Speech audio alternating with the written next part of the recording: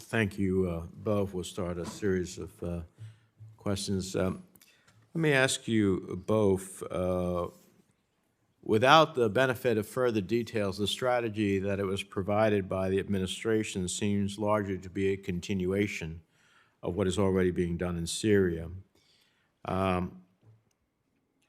Can you provide further details on the strategy that can shed light on whether and how it represents a course correction from earlier attempts to address the crisis? Simply put, what about this is different from what has been already done? And if there are no significant changes, what makes you think it will work now after 11 years of conflict? Senator Chairman, thank you for that question. I'm not sure. I'm not sure I would call it a course correction as such, but rather the administration undertook a thoroughgoing evaluation of the situation in Syria as it is presented today, and defined core U.S. national security interests as I outlined, and elaborated a set of ways to pursue them. This is a part of a larger multilateral effort and a set of discussions that we are having with partners in the region, partners in Europe. Obviously, Russia's war on Ukraine has substantially taken attention towards that conflict and away from Syria. But I would just emphasize to you that I plan to make Syria a priority within the Bureau, within the Department of State, to marshal a whole-of-government approach to enhance, sharpen, as you noted, as the ranking member noted, sharpen the pressure on Assad and work in very close collaboration with Geir Peterson to define how we might best use the leverage that we have, the isolation, enhance the pressure on Assad to get substantial gains. And I think, among other things, I would say, even if the political piece seems very much blocked right now, there are a whole series of things that lie within the regime's ability to change, which would be the conditions such as accountability for the disappeared, ceasing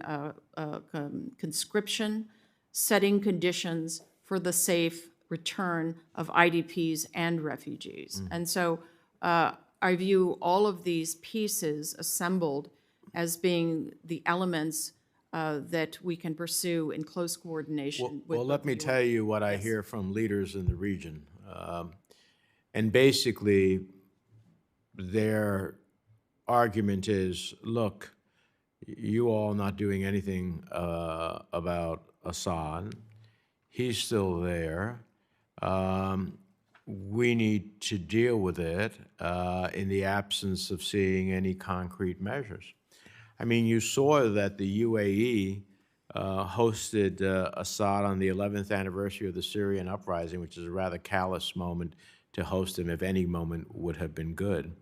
What further steps are the administration taking to prevent countries like the UAE, but others, from normalizing ties with the Assad regime? Chairman, one thing that I've looked at very closely is sort of the difference between the rhetoric and the sort of the misinformation, disinformation, much of it propagated by Damascus, by its backers, the Russians and the Iranians, to suggest that there's a sweeping wave towards Assad in the region. The fact of the matter, opinion is quite divided, with a significant number of Arab states having no desire to travel down that road. Now, what I hear from some of the partners of ours in the region, the theory of their case is, well, there's an Arab voices missing in Damascus for too long. The way to get at mitigating, diminishing, pushing out Iranian presence and Iranian activities in Syria is to reinsert that Arab voice. That's the theory of their case. I frankly am wholly skeptical. I think Assad takes from every direction, and he gives nothing in return. And what I intend to urge is that that engagement must produce results for the benefit of the Syrian people. Two final questions. We have the emergent cross-border issue that will expire. How do you see that playing out? And is a political solution under UNSCR 2254 still viable? It seems rather moribund to me, but even though I think it is a desirable path, but there's no energy behind it. Well, to your first question, Chairman, 2585, last year Russia lofted the same threat of a veto. And the administration across the administration worked assiduously to bring like-minded countries together to corral the votes in the Council. And we had a 15-0 passage of that resolution. We are doing a similar aggressive diplomatic strategy.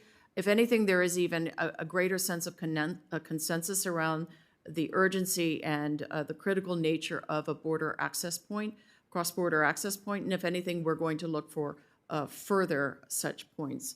So we're very committed to that.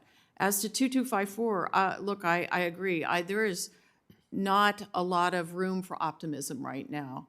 I am an eternal optimist, but more to the point, I am relentlessly focused on making progress on this file, whether it's in the first instance on the humanitarian conditions for the Syrian people, measures that lie within Assad's remit to grant, but I also intend to work aggressively on the political aspects. I hope you're right about the cross-border issue. That was pre-Ukraine, and that makes it far more difficult. Senator Risch.